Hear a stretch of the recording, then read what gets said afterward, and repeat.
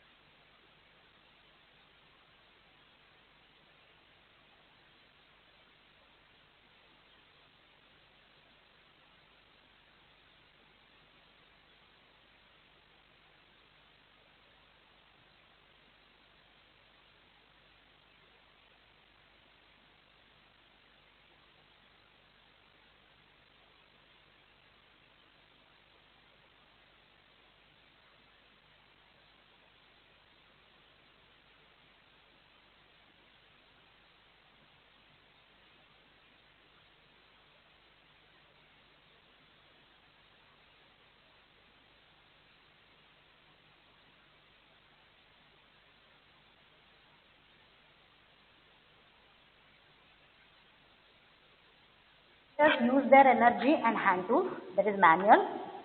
Semi-automatic power provided by is to control. Then automated, fully automated, no human intervention will be there. So these are the characterization of man-machine system. Either manual, completely manual, operator is going to control everything. The machine is being totally controlled by the human being. Then mechanical, maybe semi-automatic, power-driven machine may be there. Operator function is to control. Using the displays and control, he is going to maintain or monitor the machine.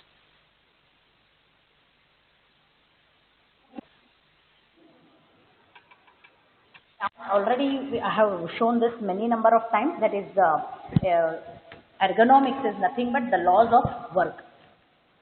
Okay, the human factors discovers and applies information about human behavior, abilities, limitations and other characteristics to design the tools, machine systems, tasks, jobs and environment for productive, safe, comfortable and effective human use.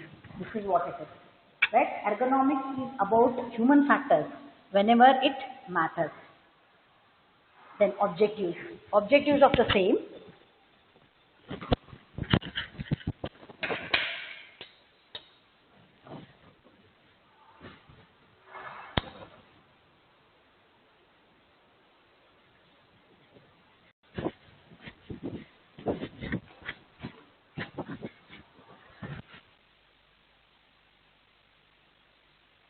What is the objective of ergonomics? Why we are using ergonomics? Why we are making the job fit through the objective is to enhance the efficiency and effectiveness of work. Of course, we know. So convenience of use. So the person who is, or the human being who is using the machine, he has to feel comfortable, convenient for using it. Then reduced errors. So reduced errors are possible if the person is doing work comfortably, right, with a stable mind, right, without fear. Then only he can reduce the errors. Then increased productivity. Always the objective of every organization is improve the productivity or increase the productivity. So the objective of ergonomics, objective of man-machine system, developing a man-machine system, which is the man, machine and his environment. That is nothing but ergonomics. So it is always big to increase the then enhance desirability. What is that?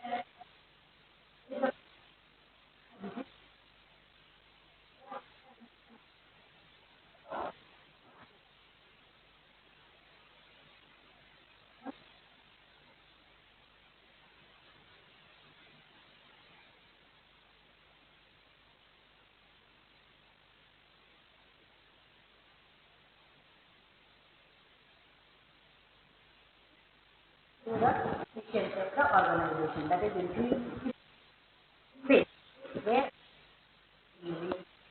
proper maintenance of the machinery, proper path and to move around or to take the machinery from proper conveyor system.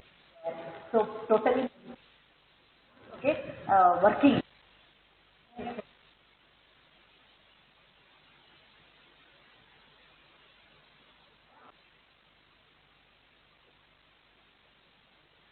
Thing is made is developed in such a way that it will fit to the worker. So because of that, definitely reduced fatigue and stress can be observed in the people, those who are working there or human beings, in human beings. Then increased comfort, of course. So by proper design, the tools, the table, the chair, the keyboard, the PC, whatever it is. So by having this, by designing it to make the worker comfortable while using it. So by doing that, definitely there will be an increase in the comfort, in turn increase in the efficiency, in turn increase in the productivity of the organization. Increase user acceptance. Of course, who is the user? The human being is the user of the machine. So definitely it will increase the user acceptance to the system, acceptance by the human being of the system. This is how it is. Improve the quality of life. Definitely it will improve the quality of life as we design the working environment. If the working system is designed in a proper way which is comfortable to the worker, which is causing less fatigue and stress in the operator, definitely the quality of life will improve. Quality of life in the sense how it is means definitely the increase in the product, increase in his efficiency, he will increase the number of products manufactured of the quality products. Definitely that will improve the productivity of the organization. In turn, he can earn more. He will be happy to do the work at less absenteeism, less, what you can say, he is working in a safe environment. So he will feel good while doing the work. This is what it is. So his quality of life will improve. So merit of this ergonomic, what you can say, is user-centric recognition user. Consider psychological and physiological aspects of a product based on empirical data. Scientific methods to generate and utilize data about human behavior follows a system approach. The area of the study or the area of study is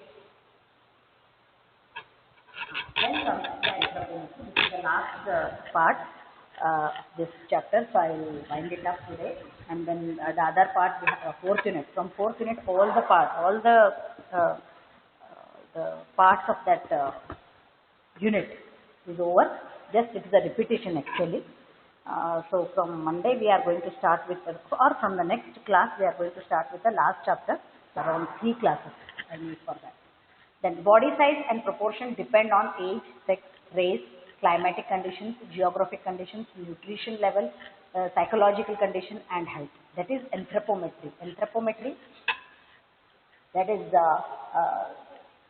somototyping, that is classification of human body build, endomorph, less muscle, excessive fat. Okay. Then muscular, less fat.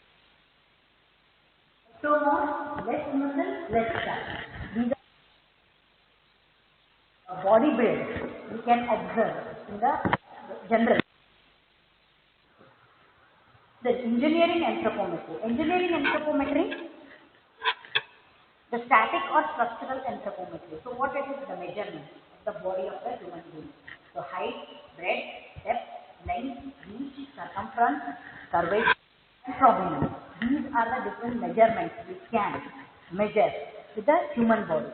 These are very, very important while designing the work system or working environment or machine system. While designing the man-machine system with the working environment, so to make it comfortable, we need to understand what are these, how to measure them, what is the average of height, breadth, depth, length, reach or circumference, okay, curvature and prominence and all those things. Then dynamic and functional anthropometry, measurement. Inertial properties, what are those? Weight, density and body composition, moment of inertia, center of mass, then reach, envelope, body size,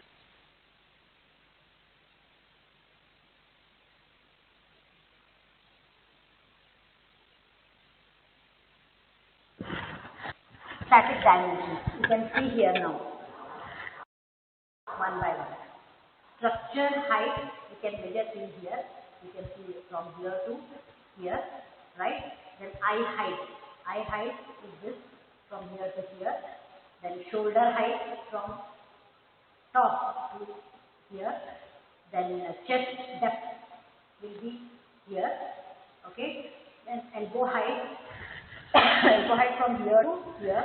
Then knuckle height from here to, it is there here. You can see that. Then after sitting height is from here to here. This one. Okay. Then eye height while sitting is from here to here, and then thigh clearance height. Thigh clearance height is from the chest to the thigh. Then knee height from here to here, you can say. Then button knee length, this is from here to this. Okay. Then Popliteal height, this is from here to here, total height. Okay.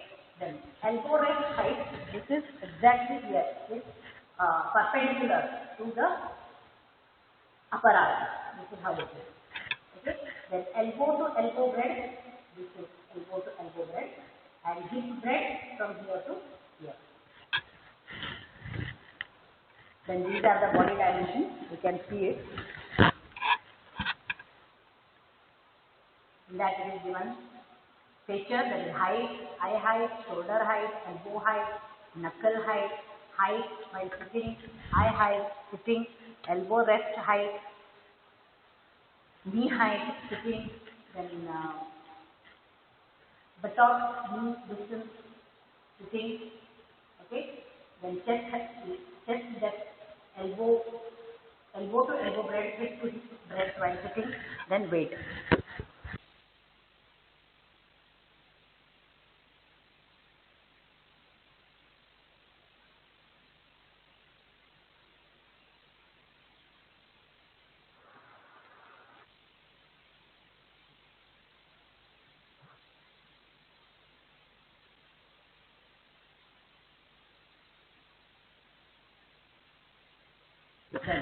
Biology plus engineering. Body as an engineering system composed of biological elements, ergonomic configuration, that is, the effect of external loading conditions on the musculoskeletal system, that is MSD, musculoskeletal system, which we have already discussed. Then compare loading and capacity of the body.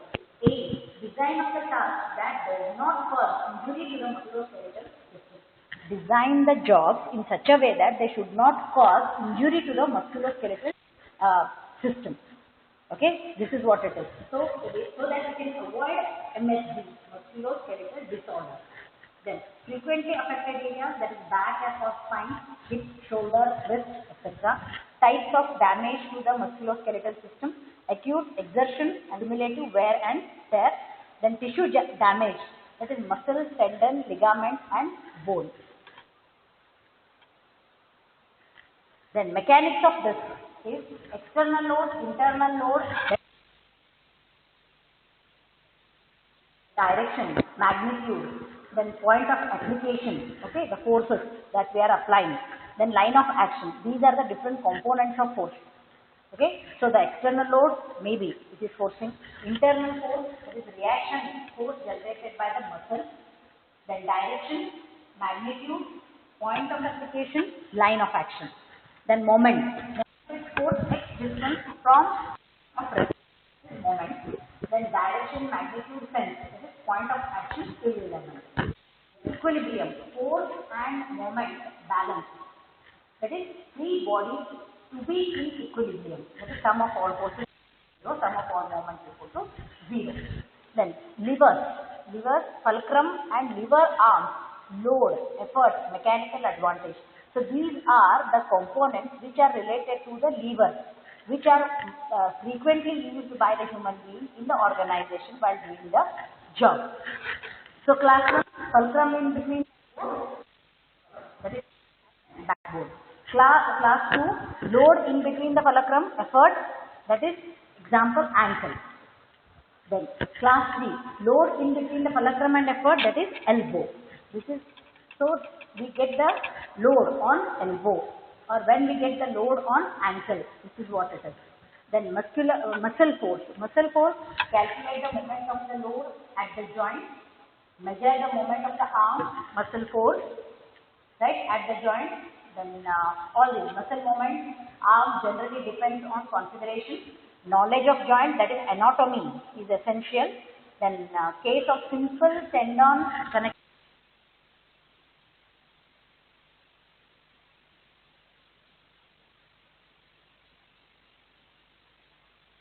that is multiple tendons share the load in a very fashion.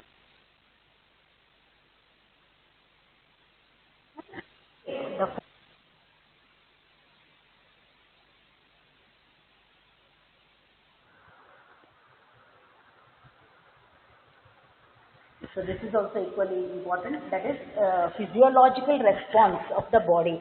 Demand of energy is always equal to or greater than demand of oxygen. This is what it is. Demand of energy is always greater than or equal to demand of oxygen supply.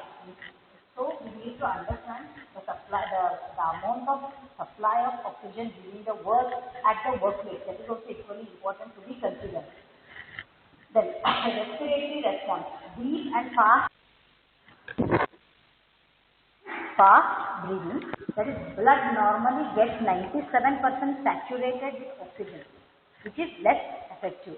So, what is the response of the respiratory organ of the human being for what? That we need to understand. Then, cardiovascular response is very more effective. Increased cardiac output, that is 5 to 25 liters per second. Then, stroke volume stabilizes at 40% maximum work capacity. Heart rate increases from 60 up to 200. Increased blood pressure, sufficient blood must return to heart faster. That is also equally important at 120 beats.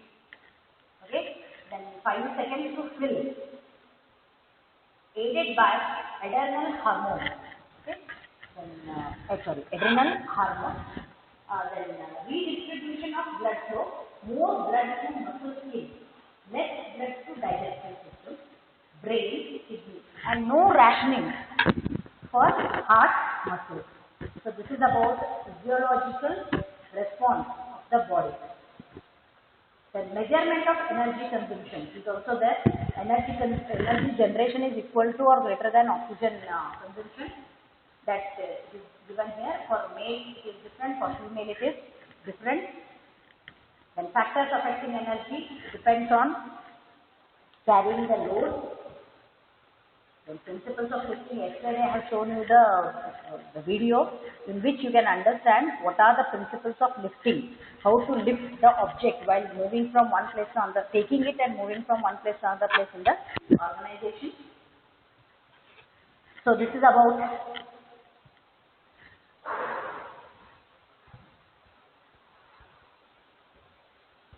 anthropometry. So this finishes the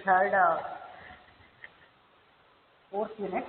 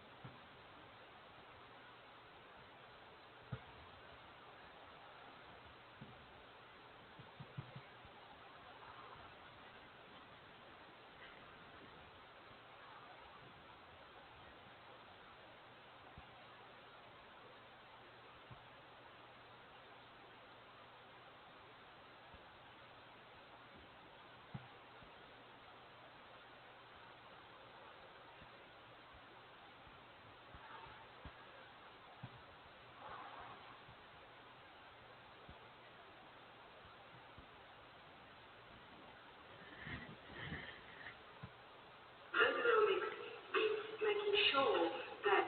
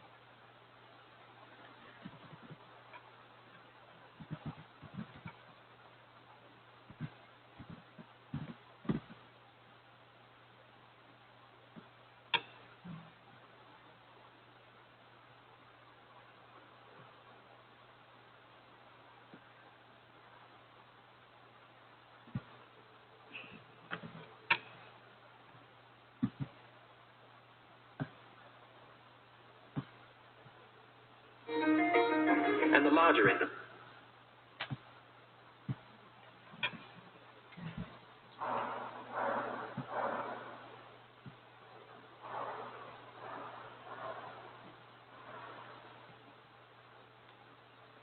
Welcome to Human Factors in the Built Environment.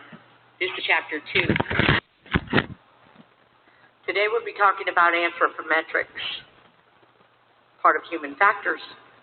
We're going to understand what the term means, and it means about measurements of the human body, especially in relationship to the various activities that humans do. We're going to understand how age and cultural difference factors into anthropometrics, and why it's important to study this. So we have two kinds of dimensions, anthropometric data. One is structural or static dimensions, and this is where someone is standing tall with their weight equally distributed and their fingers are straight. And that's our classic anthropometric data that we take.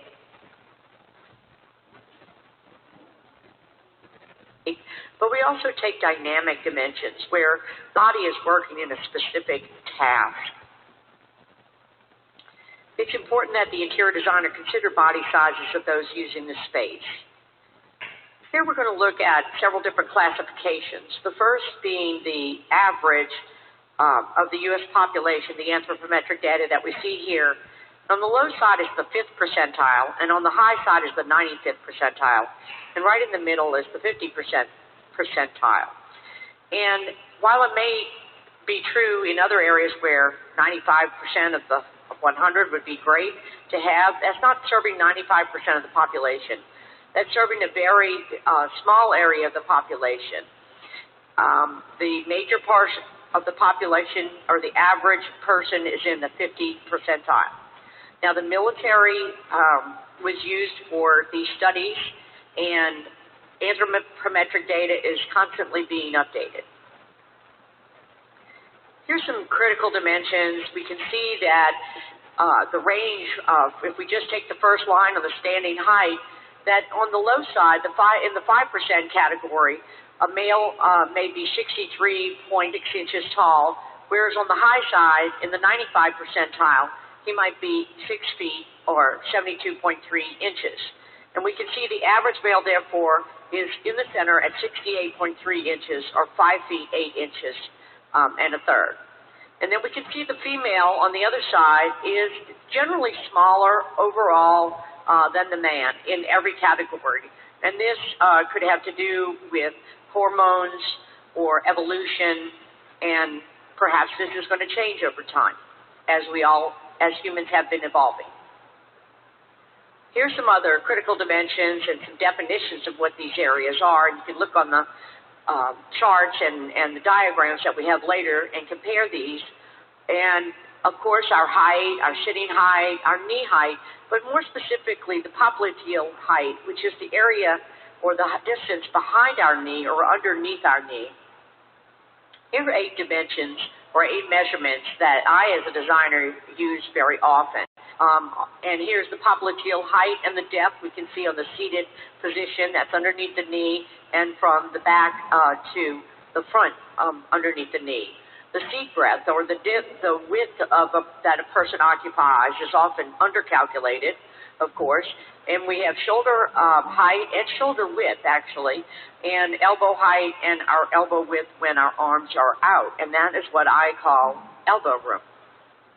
Here's some of our classifications. We can see on the left side, the maximum body breadth, the sidearm reach, the thumb to reach, the maximum body depth, the popliteal height, again, the knee height is different than that, and that gives us our thigh clearance, which is another area that designers often need to understand between a countertop and the chair that's sitting in the area so that we can clear there comfortably. Here we can see the differences among children, that between 0 and 3 years, we have a lot of growth, at least 2/3 of the size increase. And then 4 to 10 years, the growth slows down a little bit, but significant changes if you look at, that you might have started out when you were 21 inches, and by 10 years old, you're 54 inches. That's a pretty dramatic difference. And then we can see 11 to 18 years and on up into the teenage years, we begin to reach our adult height, although some people don't reach their full height until they're in their 20s. That there is an 8.7-inch difference between the average shorter man and the average taller man, the 5th and the 95th percentiles. So average, as I've mentioned before, is 5'8" and a third. Here we see women, and the height difference, instead of being 8.7 inches, is 8.1. So a little less difference between the shortest and the tallest. So, of course, a designer wants to consider all people, and you can see right in the middle there, we have this max comfortable range that begins to take care of people in a wheelchair, a very tall person, if we consider their clearance, a woman that's much shorter, and a variety of people. Intra-individual, as I mentioned before, when you're a child, you may start out at 21 inches, but you may end up at 71 inches, which is quite a lot of growth, a growth of 50 inches over your lifetime. Our needs change over our own lifetime. But between gender and culture or heritage or ethnicity, we also have differences, size differences. And then we also have generational variability. And this means, for instance, that we evolving because of better food and better health. This generation is larger than the generation before. We can see quite a significant change over hundreds of years since we've been studying human dimensions. There was even a study done among white, black, and Japanese, and we could see some of the average differences that we have with people of a smaller stature and perhaps someone from Africa being of a taller stature. And we can see that there's quite a big difference in just the leg length alone. There's websites for everything these days. We look to the right, we can see that the 10 tallest countries, this is not counting actually any in Africa, but of the European nations, we can see that people from the Netherlands are among the tallest. This map kind of gives you a colorful array to see where that the taller people are in the very northern areas. And here we can see there's even an averageheight.co website, and the tallest men being from the Netherlands, standing at 6 feet, the shortest from Indonesia at 5.2. And then we can see the women are smaller across the board as well. Now, this doesn't mean that people have been mixed across the globe and that we need to consider as designers from person to person whom we are designing for. Here we can see some of the ways that a designer applies anthropometric data. For instance, if we look at our clearance, which is the second line down, the space needed to maneuver, and we think in terms of someone making their bed, we're going to think that if we have an adequate clearance and someone can turn around and make their bed and move their arms as they need to, and that they're going to be much more comfortable if they have better clearance. It's also going to tie into their efficiency. If you, for instance, had a bed that was placed next to a wall, you're not quite very efficient when you're trying to get your sheet onto the other side of the bed against the wall. It's also not all that safe if you don't have enough room to maneuver around there. It all ties into aesthetics at the end. So I want you to consider these different constraints. Understand that they do apply to designers, and these are the ways that we can help people by giving them proper clearances, in order to be able to move around, understanding the reach that they need, understanding the limits of our body that we cannot fit into, areas that are super small. So just being very thoughtful in use of this data. And that goes on into workspace. So one of the ideas about being efficient is that you can reach everything. So under the importance principle, for instance, we would place anything that was important within our most accessible location.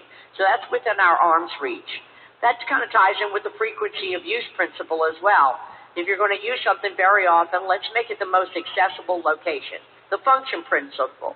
That's a different way to approach, say, a desk design, where we put things that are about writing and thinking in one area, and we put things that are more machinery we're going to use in a different kind of area. You can see where all of these sort of meld into each other. These are 4 very good things that you can use to help you think about a certain layout. Our anthropometrics ties in with seating comfort. obviously the seat dimensions. If we are a very large person and we're sitting in a 15-inch wide seat, well, that is going to get to us over time. But when we're using it, does it cause us aches and pains? Is it restricting our circulation? Is it reactive to us, or is it responding to our needs?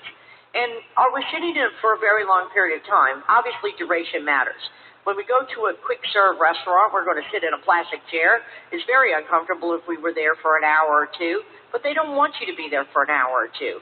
So duration is a very important dimension when we're talking about seating comfort. So here's a couple of videos that I want you to also watch.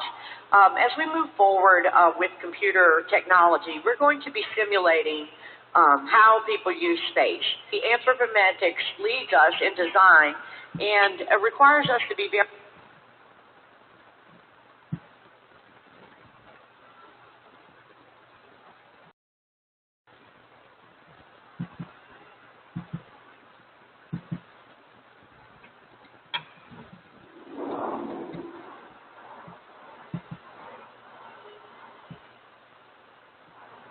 So what are human factors?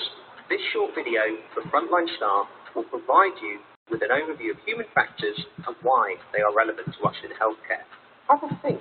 Have you ever done something wrong because of bad design? For example, have you ever walked into a door thinking it was a push door, but it turned out to be a pull door? What about this design? What are the odds of picking the wrong medication rather than the right medication based on the design of those ampules? These are just few examples of the huge science that is human factors in ergonomics. And this video seeks to define the terms human factors in ergonomics, describe their role in healthcare, and hopefully by the end you'll appreciate their influence on your performance as an individual, as a team, and at the system level. Human factors is a science that provides an understanding of what affects our performance and behaviour in the workplace. It allows us to better understand how we work, both mentally and physically, and how we can design our work environment and systems to maximise patient care, safety, and staff well-being. Human beings are fantastic. Our brains are incredible at being able to make sense of complex situations and multitasking. We're constantly jumping from one task to an idea to an action to another. And you can understand why you feel so tired at the end of the shift when your mind is working like that, trying to juggle multiple tasks. But of course, that also means that sometimes we miss something, or we drop something. And what about when you're ill as well? We understand that our cognitive functions can be impaired, and when we are patients, we may need extra support for everyday decisions and tasks that we wouldn't normally need in day-to-day life. And what about the world around us? How does that influence us? Understanding our strengths and weaknesses as humans and how we receive and process information allows us to better design equipment, tools, software, and physical environments for us and our patients. For example, when we read, our brain makes associations between the order of the letters in a word that we are familiar with and allows us to read it quicker because we don't read every single letter. You can read this on the screen easily. But what about booze? How about now?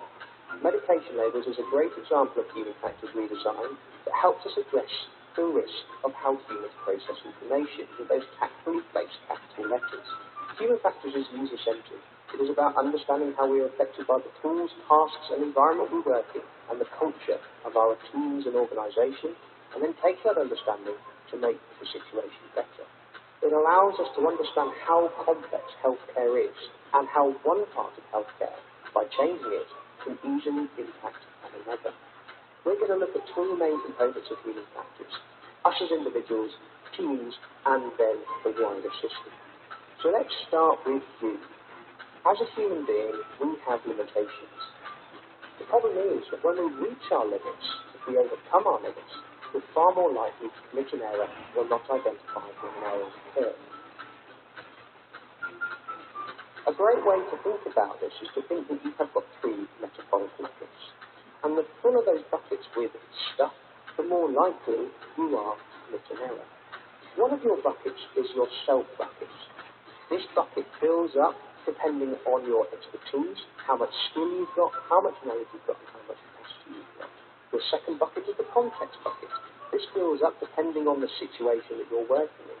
how much support you've got, what equipment you're using, and how is the environment around you designed. And then you have your task bucket.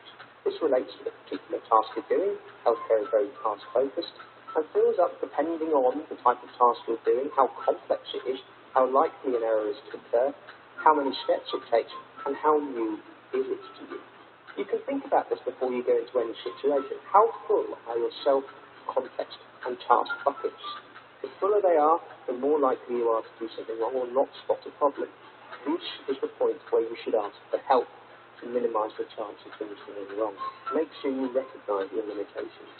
And then what about teams? What makes an excellent and effective team? A good team has clear leadership, is aware of the situation that's going on, looks after its team members, and communicates clearly. Leadership means making sure the team is working towards a common goal, making sure that team processes are used, for example, briefings, huddles, and debriefings. A good leader also makes sure the team is on the same page by monitoring the situation, ensuring everybody is aware of everything that is going on. A good team looks after each other. That means identifying when your colleague needs help, but also accepting help when you need it. It also means speaking up should you see anything that concerns you related to safety or quality. And all of this requires communication. Communication is about saying what you need and making sure what you need is heard and is actually undertaken. This is called closed-loop communication. And then finally we have the system. This is the wider world around you that is constantly changing, and you as a person have to constantly adapt to changes in the system. This is called resilience. We as individuals have resilience, we adapt to the world around us, but also the system that we work in adapts to the constant everyday changes. Look around you in your workplace. Who is there? What equipment are you having to work with? What protocols and policies do you follow? What is the environment like? By identifying all of these different interactions allows us to identify where there are factors that might inhibit our performance, but also factors that might support our performance in practice. Remember, human factors is about performance and about supporting your performance in practice through an understanding and then an optimization of the world around us. There is loads of work related to human factors going on in the trust. Speak to the patient safety team, speak to the simulation sector, have a look at our emulation teams program, and please find out more about human factors and how they relate to you. With this, we will stop here and continue the next fifth unit in the next class.